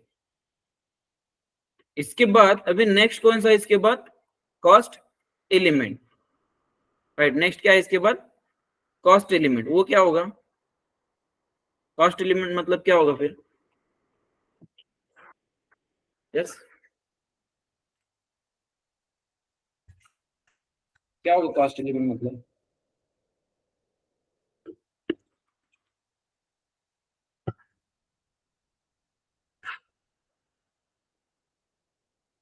यस कॉस्ट एलिमेंट सुना है कभी इससे पहले, कॉस्ट सुना होगा, एलिमेंट नहीं सुना होगा, क्या सुना है, सुना है या नहीं? हाँ नहीं, कुछ तो बोलो, क्या कुछ नहीं बोलने के लिए, नहीं क्या सुना। हाँ, ऐसे बोल देते पहले ही राइट। तो देखो कॉस्ट एलिमेंट का मतलब क्या होता है, यहाँ पे जीएल अकाउंट, एक तरह से कॉस्ट एलिमेंट मतलब ये क्या है, जीएल अकाउंट ही रहेगा ये, लेकिन इसे तुम क्या कर रहे हो, कंट्रोलिंग में यूज कर रहे हो, एक कॉस्ट रिकॉर्ड करने के लिए इसे तुम यूज कर रहे हो, इसीलिए इसे क्या कहा जाता है, कॉस्ट एलिमेंट। वैसे तो ये क्या रहेगा, जीएल अकाउंट ही रहेगा, राइट। जैसे देखो क्या होता है, तुम जीएल अकाउंट क्रिएट करते हैं, जैसे फॉर एग्जांपल रेंट के लिए तुम क्या करते हो, मान लो कुछ इस तरह से जीएल अकाउंट तुम क्रिएट कर लेते हो, ये किस लिए रहेगा तुम्हारा, सपोज रेंट के लिए अकाउंट है। अगेन क्या होगा, ऑफिस एक्सपेंसेस के लिए तुम क्रिएट करोगे, राइट। इस तरह से तुम ये क्रिएट करो, मान लो ऑफिस एक्सपेंसेस के लिए तुम ये क्रिएट करो जीएल अकाउंट, राइट। ये सभी क्या है तुम्हारे जीएल अकाउंट है, या इसे ये पहले क्या होगा जीएल अकाउंट, और इसी में क्या होता था पहले, इस मतलब इस तरह से तुम्हें जीएल अकाउंट क्रिएट करने होते थे पहले, और अगर तुम्हें वो यूज करने कंट्रोलिंग में, तो उसके लिए तुम्हें एक कॉस्ट एलिमेंट कैटेगरी असाइन करनी होती है, और जब इस जीएल अकाउंट को तुम्हें कॉस्ट एलिमेंट कैटेगरी जब असाइन कर देते हो तो ये बन जाते हैं तुम्हारे cost element. Okay, GL account को ही जब तुम कॉस्ट एलिमेंट कैटेगरी असाइन करोगे तो ये क्या बन जाएगा, तुम्हारे कॉस्ट एलिमेंट ये बन जाएंगे। ओके, और इसे कॉस्ट एलिमेंट क्यों कहा जाता है फिर, तो इसमें तुम क्या कर रहे हो, कॉस्ट रिकॉर्ड कर रहे हो। जैसे फॉर एग्जांपल हमने यहाँ पे क्या किया है, एक जो जीएल अकाउंट ये हमने क्रिएट किया है ऑफिस एक्सपेंसेस के लिए, और क्या होगा यहाँ पे, जैसे हमने यहाँ पे देखा कि प्रोडक्शन डिपार्टमेंट हमारा क्या कर रहा है, इसमें से 10,000 रुपीज का प्रोडक्ट जो है वो यूज कर रहा है, और ये प्रोडक्ट कौन सा था, जैसे कंज्यूमेबल प्रोडक्ट था कोई भी, मान लो ऑफिस के लिए जो स्टेशनरी तुमने लिया था वो प्रोडक्ट था, सपोज ये कितने अमाउंट का लिया था, ये टोटल 50 का लिया था, 50 में से क्या हो रहा है, यस ये डिपार्टमेंट कितना यूज कर रहा है 10,000, तो तुम्हें क्या करना पड़ेगा, इसकी ये जो 10,000 की एंट्री है ये तुम्हारे जाएगी इस कॉस्ट सेंटर में, और कॉस्ट सेंटर में भी जाएगी, और सेम एंट्री जो है तुम्हारे यहाँ पे भी जाएगी एक साथ, राइट। अगेन ये जो डिपार्टमेंट है तुम्हारा कौन सा डिपार्टमेंट है, ये सेल्स डिपार्टमेंट, ये कौन सा डिपार्टमेंट है, सेल्स डिपार्टमेंट। इस सेल्स डिपार्टमेंट के लिए अगेन क्या करना पड़ेगा, तुम्हें एक कॉस्ट सेंटर क्रिएट करना पड़ेगा इस तरह से, राइट। इस डिपार्टमेंट के लिए क्या होगा, सेल्स डिपार्टमेंट के लिए भी कॉस्ट सेंटर रहेगा। और ये डिपार्टमेंट कितने अमाउंट का प्रोडक्ट कंज्यूम कर रहा है फिर 5000 रुपीज का। तो देखो पहले हमने क्या किया, इस माइक म्यूट रखो आपका, अगर कुछ बोलना है तो ही ऑन करना। ओके पहले हमने क्या किया था, प्रोडक्शन डिपार्टमेंट पे जो हमारे एक्सपेंसेस हो रहे हैं तो वो हमने कहाँ पे रिकॉर्ड किए, प्रोडक्शन के कॉस्ट सेंटर में, राइट। इसके बाद अगेन वो जो एक्सपेंसेस थे, किस चीज के लिए वो एक्सपेंसेस हो रहे थे, ऑफिस एक्सपेंसेस थे। तो इसीलिए हमने क्या किया, वो सेम एक्सपेंसेस अगेन हमने यहाँ पे इसमें भी हमने रिकॉर्ड किए। मतलब एक साथ जब तुम ये एंट्री रिकॉर्ड करने जाओगे ना, 10,000 ये एक्सपेंसेस की जब एंट्री तुम रिकॉर्ड करने जाओगे तो वो एंट्री रिकॉर्ड करते समय तुम्हें कॉस्ट सेंटर भी लेना पड़ेगा, जिस डिपार्टमेंट में वो एक्सपेंसेस हो रहे हैं उस डिपार्टमेंट का कॉस्ट सेंटर लेना पड़ेगा, और जिस चीज के लिए वो एक्सपेंसेस हो रहे हैं उसका कॉस्ट एलिमेंट तुम्हें लेना पड़ेगा, राइट। जैसे अभी ये रेंट सॉरी ऑफिस एक्सपेंसेस है, तो इसलिए हमने क्या किया, ये 10,000 ऑफिस एक्सपेंसेस हुए प्रोडक्शन डिपार्टमेंट पे, तो इसलिए वो रिकॉर्ड करते समय हमने कॉस्ट सेंटर यूज किया प्रोडक्शन डिपार्टमेंट का, और ये एक्सपेंसेस थे हमारे ऑफिस एक्सपेंसेस, इसलिए कॉस्ट एलिमेंट हमने यूज किया ऑफिस एक्सपेंस का। अगेन यहाँ पे क्या हो रहा है, 5,000 जो है तुम्हारा ये एक्सपेंसेस हो रहा है सेल्स डिपार्टमेंट पे, तो ये 5,000 की एंट्री रिकॉर्ड करते समय क्या करोगे, कॉस्ट सेंटर तुम यूज करोगे, ये वाला कॉस्ट सेंटर कौन सा यूज करोगे, सेल्स डिपार्टमेंट के लिए जो कॉस्ट सेंटर है वो वाला यूज करोगे तुम। और ये अगेन एंट्री जो है, मतलब ये एक्सपेंसेस जो हो रहे हैं 5,000 किस चीज के, ये ऑफिस के लिए हो रहा है, तो अगेन यहाँ पे क्या करोगे, ये वाला जेल account use. Right, cost centre क्या हो रहा है तुम्हारा, हर एक डिपार्टमेंट के लिए अलग अलग है, लेकिन कॉस्ट एलिमेंट क्या हो रहा है सभी के लिए सेम भी तुम यूज कर सकते हो। सेम क्यों, क्योंकि सभी जगह पे तुम्हारे क्या हो रहा है, ये ऑफिस एक्सपेंसेस ही हो रहे हैं। अगर यहाँ पे भी मान लो जो फाइनेंस डिपार्टमेंट है, फाइनेंस डिपार्टमेंट मान लो इसमें से सपोज 20,000 रुपीज के प्रोडक्ट जो है यूज करता है, तो अगर यहाँ पे तुम्हें पहले क्या करना पड़ेगा, जो फाइनेंस डिपार्टमेंट है तुम्हारा, इस फाइनेंस डिपार्टमेंट के लिए कॉस्ट सेंटर पहले तुम्हें इस तरह से क्रिएट करना पड़ेगा। और फिर ये जो 20,000 की एंट्री है वो तुम्हें करनी पड़ेगी पहले इस कॉस्ट सेंटर में, मतलब दोनों एक साथ करोगे पहले, और फिर ऐसे नहीं रहेगा, एक साथ। ये 20,000 की जब एंट्री तुम रिकॉर्ड करने जाओगे तो उस समय क्या करना पड़ेगा तुम्हें, कॉस्ट सेंटर तुम्हें यूज करना पड़ेगा फाइनेंस डिपार्टमेंट का, और कॉस्ट एलिमेंट तुम्हें यूज करना पड़ेगा ऑफिस एक्सपेंस का, क्योंकि वो क्या है, ऑफिस एक्सपेंसेस है तुम्हारा, राइट। अगेन उसी तरह से क्या होगा, जैसे मान लो तुम टेलीफोन एक्सपेंसेस के लिए एक कॉस्ट एलिमेंट सेपरेट क्रिएट करते हो, अगेन क्या होगा, हर एक डिपार्टमेंट में तुम्हारे टेलीफोन एक्सपेंसेस अलग अलग रहेंगे, राइट। ये पहला क्लियर, ये ऑफिस एक्सपेंसेस का ये क्लियर। तो अभी मैं इसे क्लियर कर देता हूँ।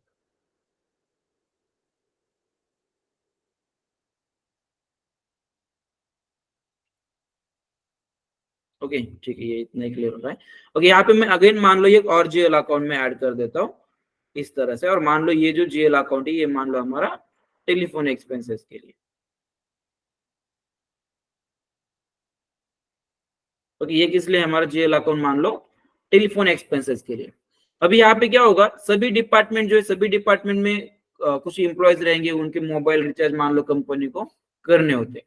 तो इसमें से मान लो अगेन क्या होता है, सपोज ये जो स्टोर डिपार्टमेंट है, तो स्टोर डिपार्टमेंट में जो एम्प्लॉयज है उनके कंपनी ने सपोज मोबाइल रिचार्ज किया, और उसके रिचार्ज की जो टोटल अमाउंट थी मान लो वो कितनी थी 10,000।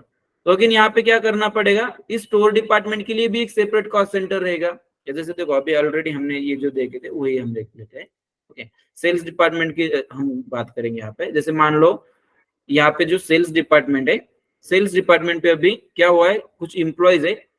ओके तो वहां पे क्या किया है, मान लो कंपनी ने इस डिपार्टमेंट में जो सेल्स के लिए एम्प्लॉयज वर्क कर रहे हैं, तो उनके मोबाइल रिचार्ज मान लो कंपनी ने किए, और उसके टोटल कितनी हुई, सपोज मान लो 10,000 रुपीज उस मोबाइल रिचार्ज के सपोज सभी चार्जेस हुए। तो अभी यहाँ पे तुम्हें क्या करना पड़ेगा, इसके लिए तुमने ऑलरेडी एक क्या किया था, कॉस्ट सेंटर क्रिएट किया था यहाँ पे सेल्स के लिए, ये वाला, राइट। अभी यहाँ पे तुम्हें क्या करना पड़ेगा, ये एक्सपेंसेस कौन से है तुम्हारे, टेलीफोन के एक्सपेंसेस है, किस डिपार्टमेंट पे हो रहे हैं, सेल्स डिपार्टमेंट पे, तो इसलिए कॉस्ट सेंटर कौन सा यूज करोगे, सेल्स डिपार्टमेंट का कॉस्ट सेंटर यूज करोगे।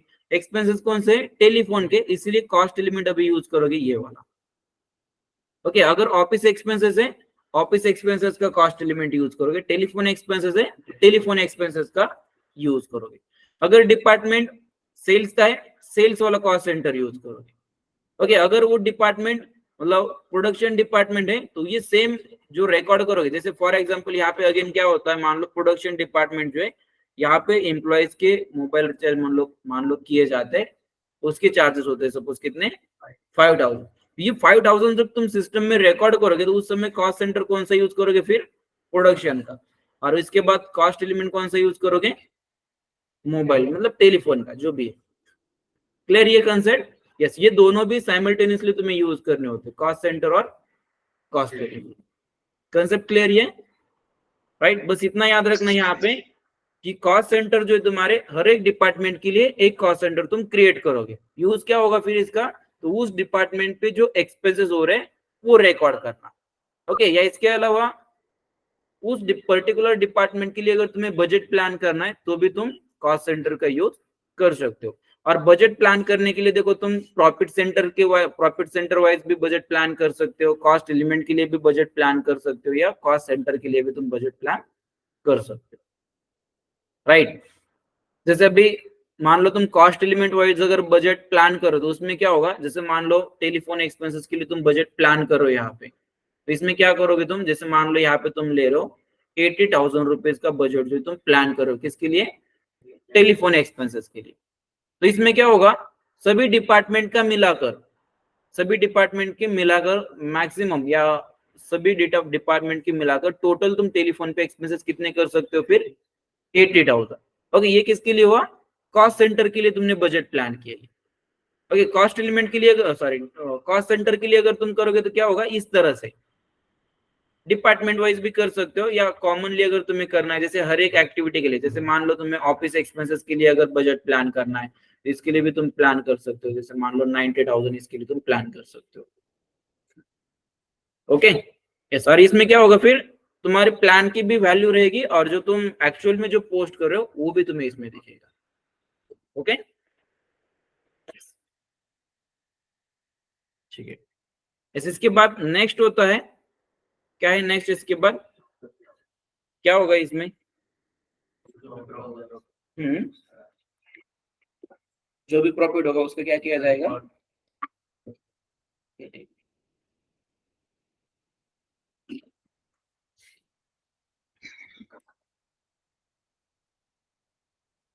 यस, देखो कंपनी की जो फाइनेंशियल पोजीशन होती है, वो फाइनेंशियल पोजीशन देखने के लिए हम क्या यूज करते हैं, बैलेंस शीट।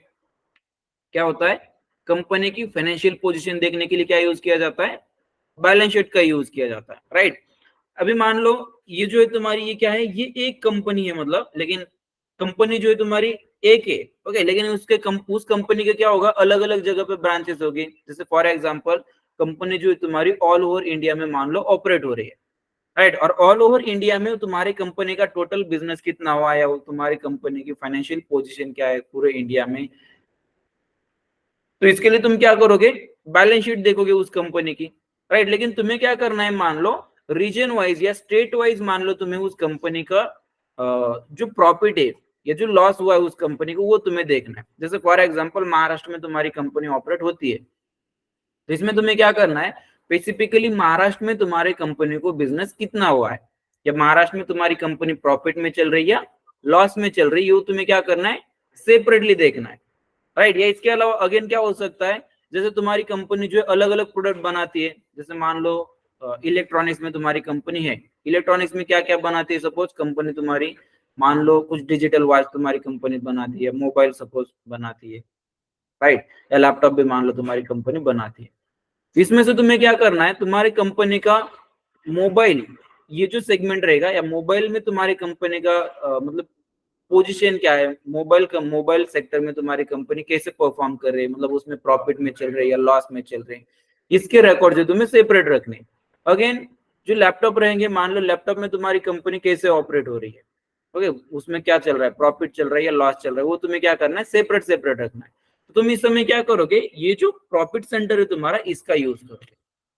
राइट, तो प्रॉफिट सेंटर तुम कब किस लिए यूज करोगे, एक तो रीजन वाइज अगर तुम्हें कंपनी की पोजीशन अगर देखनी है, प्रॉफिट में चल रही है लॉस में चल रही है, तो रीजन वाइज तुम क्रिएट करोगे प्रॉफिट सेंटर।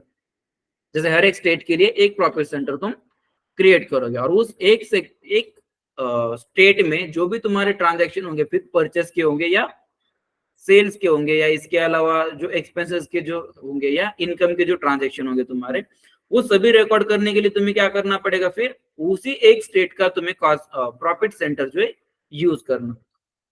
क्या होगा इसमें, प्रॉफिट सेंटर में क्या होगा, तुम इसमें एक्सपेंसेस की भी एंट्रीज करोगे और रेवेन्यू की भी एंट्रीज इसमें करोगे, राइट। लेकिन कॉस्ट सेंटर जो है, कॉस्ट सेंटर, इसमें क्या होगा, सिर्फ कॉस्ट की एंट्री होगी तुम्हारी, मतलब जो एक्सपेंसेस तुम्हारे हो रहे हैं उसकी एंट्री होगी कॉस्ट सेंटर में। लेकिन प्रॉफिट सेंटर जो है, प्रॉफिट सेंटर में क्या होगा, रेवेन्यू की भी एंट्री होगी और एक्सपेंसेस की भी एंट्री होगी इसमें प्रॉफिट सेंटर में। ओके, और इससे क्या होगा, देखो रेवेन्यू और मतलब इनकम कह सकते हो तुम, इनकम या एक्सपेंसेस दोनों भी तुम एक जगह पे अगर रिकॉर्ड कर रहे हो, जैसे अभी मान लो इसमें क्या होगा, तुम दोनों एक जगह पे अभी रिकॉर्ड कर रहे हो, तो इसमें मान लो फर्स्ट तुमने क्या किया है, ये मान लो 50,000 की तुमने एंट्री की है, और ये एंट्री कौन सी, सपोज तुम्हारी एक्सपेंस की सपोज एंट्री है, राइट। अगेन सेकंड एंट्री मान लो तुम कर रहे हो यहाँ पे 20,000 के लिए, और वो है मान लो तुम्हारी रेवेन्यू की एंट्री। अगेन इसमें क्या होगा, थर्ड एंट्री अगेन मान लो तुम कर रहे हो 30K की, और वो मान लो अगेन तुम्हारी है एक्सपेंस की एंट्री। अगेन इसमें मान लो तुम क्या कर रहे हो, फोर्थ एंट्री कर रहे हो 80,000 रुपीज की, और वो है मान लो रेवेन्यू के लिए। तो तुमने क्या किया, एक ही जगह पे, जैसे एक प्रॉफिट सेंटर, इस एक प्रॉफिट सेंटर में क्या किया तुमने, कुछ रेवेन्यू की भी एंट्री की है, कुछ एक्सपेंसेस की भी एंट्री की है, और अभी इसकी टोटल अगर तुम करोगे तो कितनी आ जाएगी, देखो सेपरेटली अगर पहले कैलकुलेट करोगे तो रेवेन्यू कितना हुआ है 20 प्लस 80 कितना हुआ है 1 लाख, एक्सपेंस टोटल कितने हुए 50 प्लस 30 कितने हुए 80, 1 लाख में से 80 गए, कितने रहेंगे 20,000 रहेंगे। तो मतलब तुम्हारी कंपनी क्या है यहाँ पे, प्रॉफिट में, क्योंकि तुम्हारा क्या हो रहा है, रेवेन्यू से एक्सपेंसेस कम है, तो क्या होगा यहाँ पे, ये तुम्हारे लिए प्रॉफिट होगा, राइट। तो इस तरह से तुम क्या कर सकते हो, इस प्रॉफिट सेंटर का यूज कर सकते हो एक कंपनी की जो पोजीशन रहेगी, या किसी एक प्रोडक्ट लाइन में, मतलब प्रोडक्ट लाइन कैसे, जैसे मोबाइल ये एक प्रोडक्ट लाइन हुई, ओके, उसके बाद लैपटॉप ये एक प्रोडक्ट लाइन हुई। तो एक तो प्रोडक्ट लाइन के लिए तुम ये प्रॉफिट सेंटर का यूज कर सकते हो, नहीं तो रीजन के लिए तुम यूज कर सकते हो, मतलब स्टेट वाइज भी तुम इसे यूज कर सकते हो। कौन सा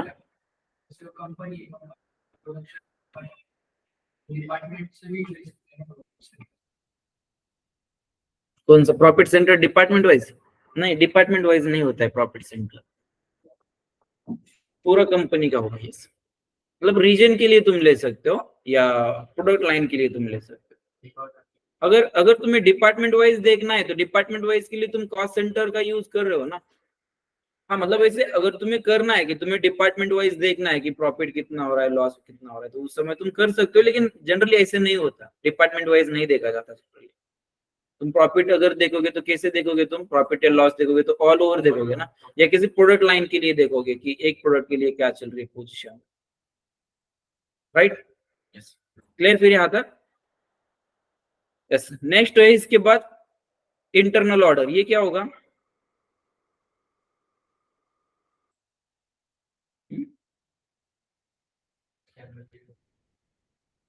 किसी का ऑर्डर देना, चाहे वो लेके आए से क्या, जो स्टेशनरी थे उसके लिए। ओके, और क्या बता सकते हो, कंपनी में रॉ मटेरियल्स,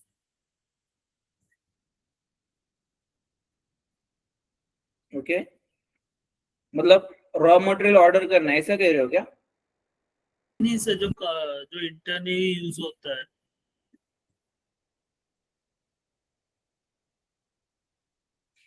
देखो इंटरनल ऑर्डर मतलब ये किस लिए रहेगा, जैसे अभी इससे पहले हमने क्या देखा था यहाँ पे, एक मिनट, इससे पहले क्या देखा था हमने, एक कॉस्ट एलिमेंट हमने क्रिएट किया था, मतलब फॉर एग्जांपल के लिए हमने यहाँ पे लिया था, और कॉस्ट एलिमेंट हमने कौन सा लिया था 400301, ऐसे कुछ हमने लिया था, मान लो ये था हमारा टेलीफोन एक्सपेंसेस के लिए। तो ये अकाउंट किस लिए तुम्हारा, सपोज टेलीफोन एक्सपेंसेस के लिए सपोज तुम्हारा जेएल अकाउंट है।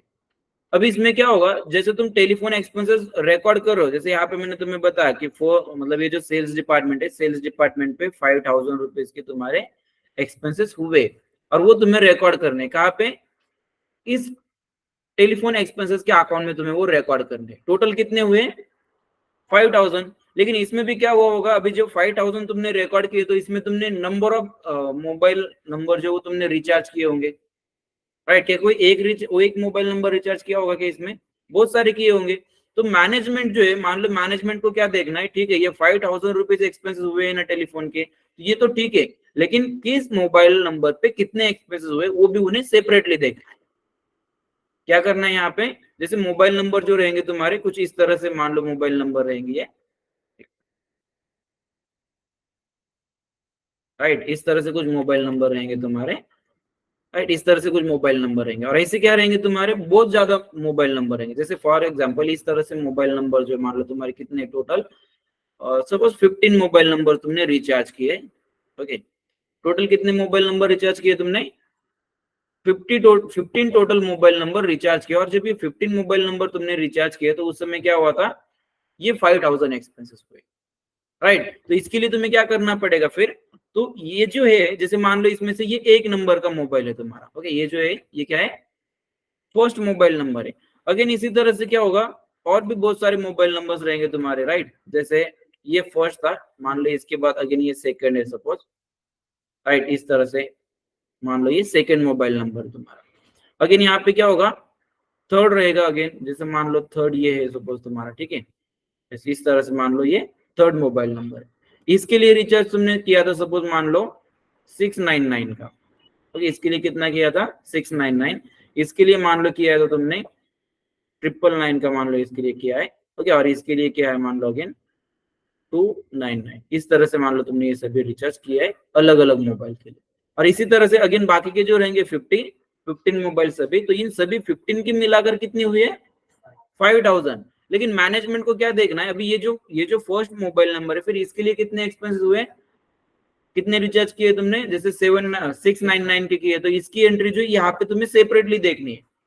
जैसे इस नंबर के लिए कितने अमाउंट के रिचार्ज हुए या एक्सपेंस हुए, सेकंड के लिए कितने हुए, थर्ड के लिए कितने हुए, इसी तरह से सभी जितने रहेंगे, जितने भी नंबर ऑफ मोबाइल तुम्हारे रहेंगे, उन सबके रिचार्ज के जो एक्सपेंसेस है वो कंपनी को सेपरेटली देखने।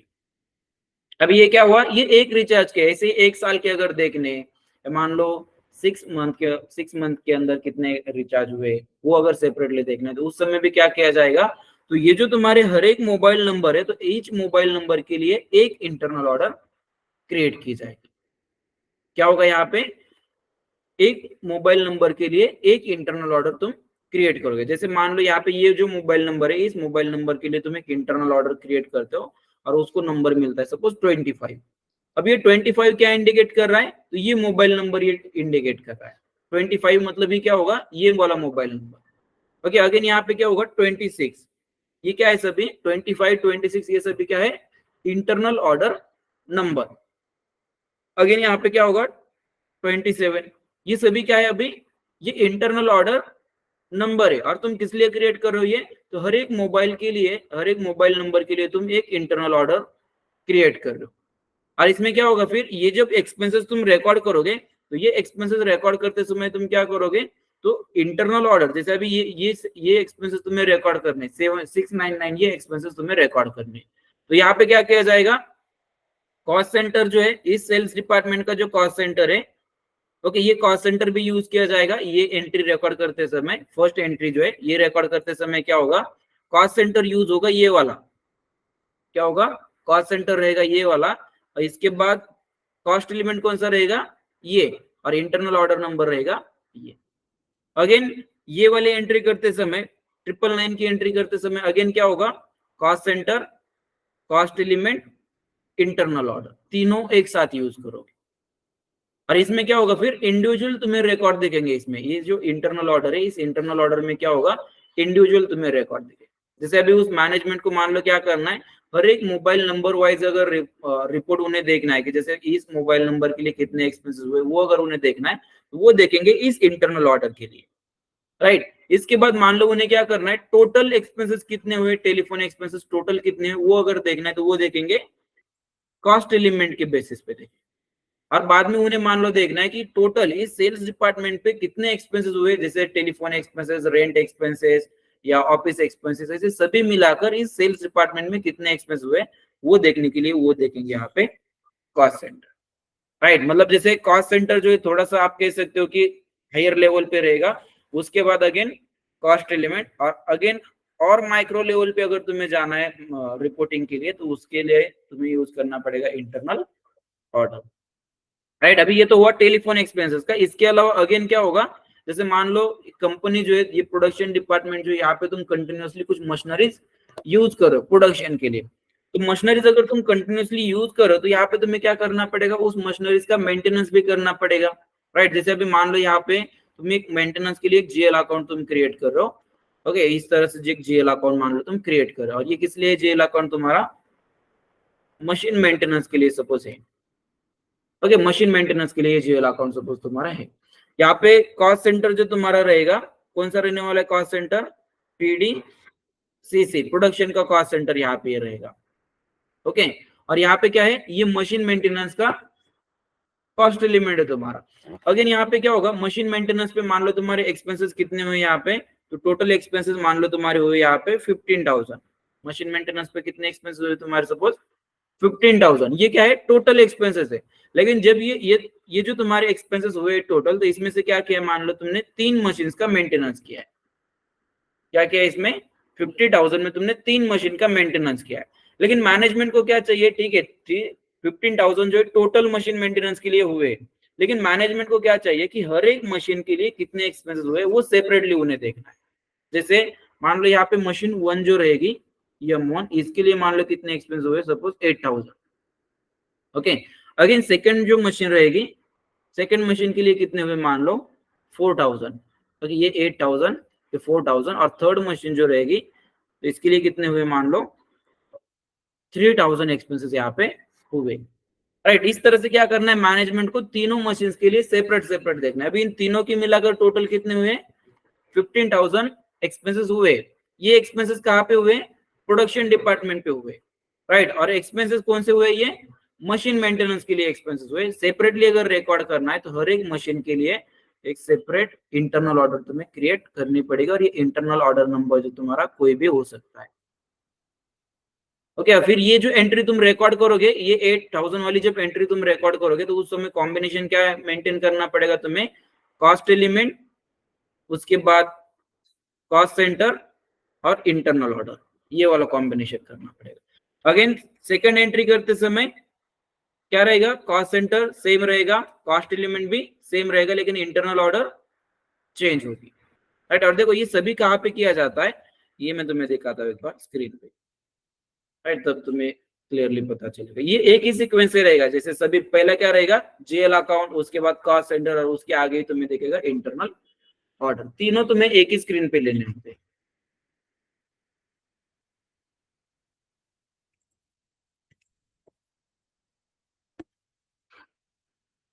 राइट। जैसे तुम यहाँ पे अगर आओगे FB50, तो देखो FB50 में आते ही सबसे पहले यहाँ पे तुम्हें लेना होता है जीएल अकाउंट।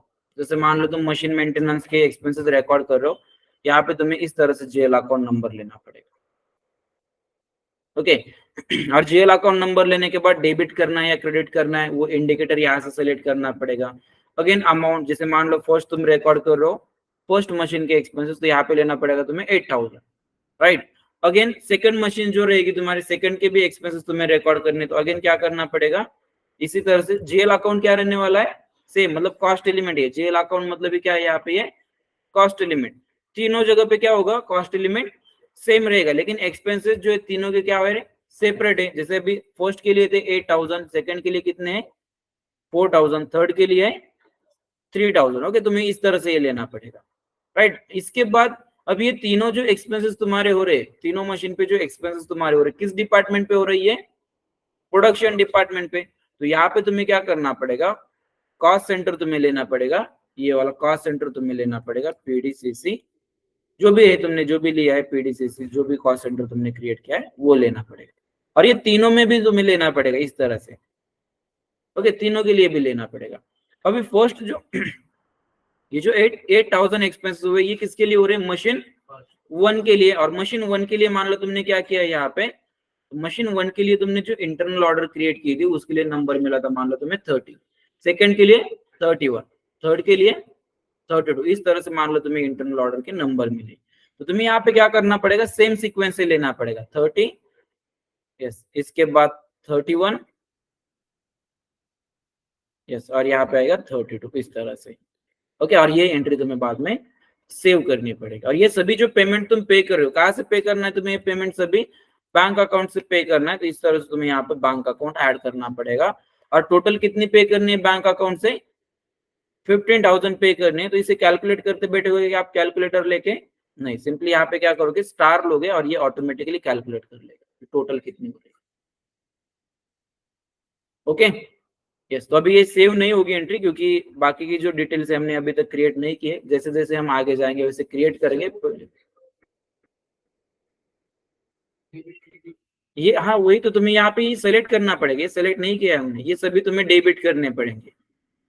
ओके, वो ऊपर वाले जो तीनों भी है वो तुम्हें डेबिट करने, ये बैंक से क्रेडिट करना है।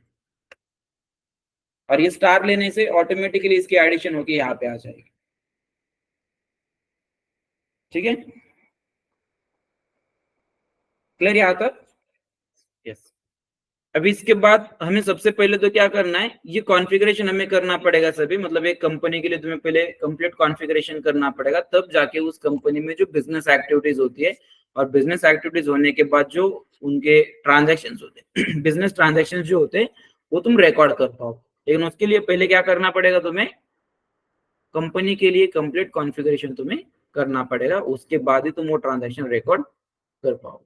वो तो हम देखेंगे, लेकिन इससे पहले भी हमें क्या करना है आगे, नेक्स्ट जो है हमें देखने टाइप्स ऑफ प्रोजेक्ट। क्या करना है हमें next? Types of project, types of project ये हमें देखने। और कौन कौन से होते हैं types of project? Generally 5 type के प्रोजेक्ट जो कंसिडर किए जाते हैं। फर्स्ट कौन सा इसमें से? ओके, 1 मिनट, हमारा अभी तक इंटरनल ऑर्डर तक का हुआ है ना। लास्ट कौन सा था इसमें? हाँ, प्रोडक्ट कॉस्टिंग। इसमें क्या होगा?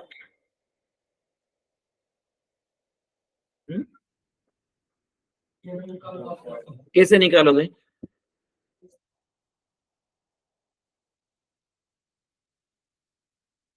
क्या होते हैं fix cost, variable cost? Read करके आया है मतलब तू, राइट? कहाँ पे सीखा था तुम्हें ये टॉपिक प्रोडक्ट कॉस्टिंग का? राइट, फिक्स कॉस्ट होती है, उसके बाद और वेरिएबल कॉस्ट, मिक्स कॉस्टिंग भी होती है, बहुत सारे टाइप होते हैं कॉस्टिंग के, राइट? और बहुत सारे पैरामीटर भी तुम्हें यहाँ पे कंसिडर करने होते हैं प्रोडक्ट की कॉस्टिंग डिसाइड करने के लिए। जनरली इसमें क्या किया जाता है, प्रोडक्ट कॉस्टिंग मतलब क्या किया जाता है, देखो कोई भी कंपनी जब न्यू प्रोडक्ट एक मार्केट में लॉन्च कर रही होती है, तो सबसे पहले उसे क्या देखना होता है कि एक प्रोडक्ट बनाने के लिए उन्हें टोटल कॉस्टिंग कितनी आ रही है, राइट? क्योंकि क्या होता है, जब कोई कंपनी न्यू प्रोडक्ट बनाएगी तो वो उसे मार्केट में सेल करना होता है, राइट? मार्केट में उसे सेल करना होता है। और अगर मार्केट में सेल करना है तो कोई एक प्राइस जो है, उन्हें एक प्राइस के साथ वो प्रोडक्ट मार्केट में लिस्ट करना पड़ेगा, राइट? तो अभी जैसे मान लो एक प्रोडक्ट बनाने के लिए उस कंपनी को टोटल एक्सपेंसेस हो रहे हैं, सपोज फॉर एग्जांपल कंपनी एक लैपटॉप बना रही है, और वो लैपटॉप बनाने के लिए मान लो उसके टोटल जो एक्सपेंसेस हो रहे हैं वो कितने हो रहे हैं, मान लो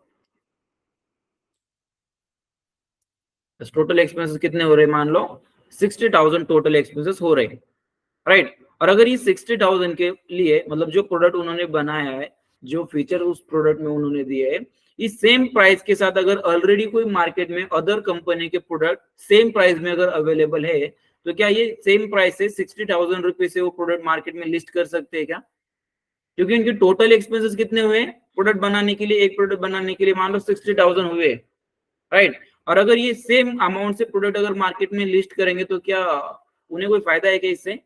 और अगर ज्यादा प्राइस से करेंगे, जैसे मान लो ठीक है 60,000 इनके टोटल एक प्रोडक्ट बनाने के लिए 60,000 इन्हें लगे, मार्केट में जब लिस्ट कर रहे हैं, मान लो वो कर रहे हैं 70,000 से, राइट? लेकिन ठीक है, प्रोडक्ट मार्केट में 70,000 से इन्होंने लिस्ट किया है, लेकिन जो फीचर इस प्रोडक्ट में है वो सेम फीचर मान लो दूसरी कंपनी जो है मान लो 50,000 में ही दे रही है, तो क्या कोई इनसे ये 70,000 से प्रोडक्ट परचेस करेगा क्या?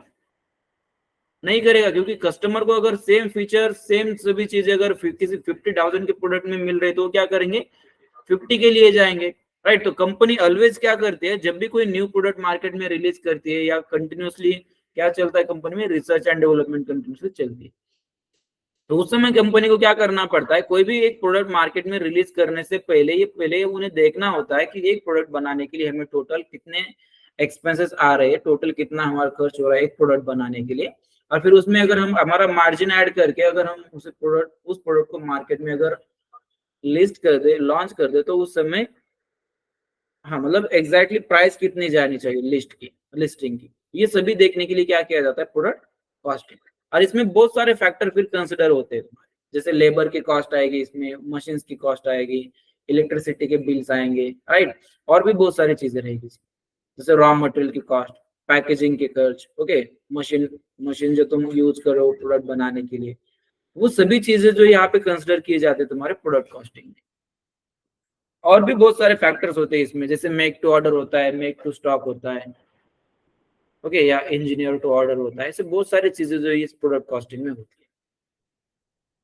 ठीक है, यस, क्लियर फिर यहाँ तक? यस, कोई डाउट, कोई क्वेश्चंस हो इसमें तो पूछ सकते हो। इसके बाद जो हम देखने वाले नेक्स्ट, हम देखने वाले टाइप्स ऑफ प्रोजेक्ट। कौन कौन से टाइप्स होते हैं फिर प्रोजेक्ट के? यस, फर्स्ट होता है ओके टाइप्स ऑफ प्रोजेक्ट। कितने टाइप्स के रहेंगे फिर प्रोजेक्ट? फर्स्ट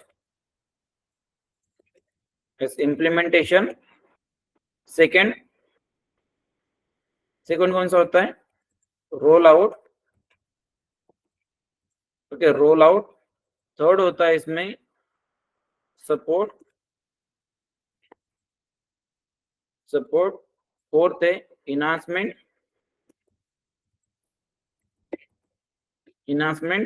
फिफ्थ है अपग्रेड, ओके, अपग्रेड। तो ये जनरली 5 टाइप के प्रोजेक्ट जो ये कंसिडर किए जाते हैं एसएपी में, इसके अलावा भी होते हैं और, लेकिन मेनली जो ये 5 टाइप्स के प्रोजेक्ट होते हैं। अब इसमें से ये इम्प्लीमेंटेशन क्या है, रोल आउट क्या है, सपोर्ट क्या है, इनहांसमेंट और अपग्रेड क्या है, ये सभी हम देखेंगे डिटेल में, लेकिन नेक्स्ट लेक्चर। ओके, देख के आना क्या क्या होता है इसमें, वैसे तो मैं बताऊंगा तुम्हें, लेकिन हो सके तो तुम भी देख के आओ, और अगर कुछ डाउट, कुछ क्वेश्चन हो उसमें तो फिर नेक्स्ट लेक्चर में पूछ सकते हो। ठीक है, यस।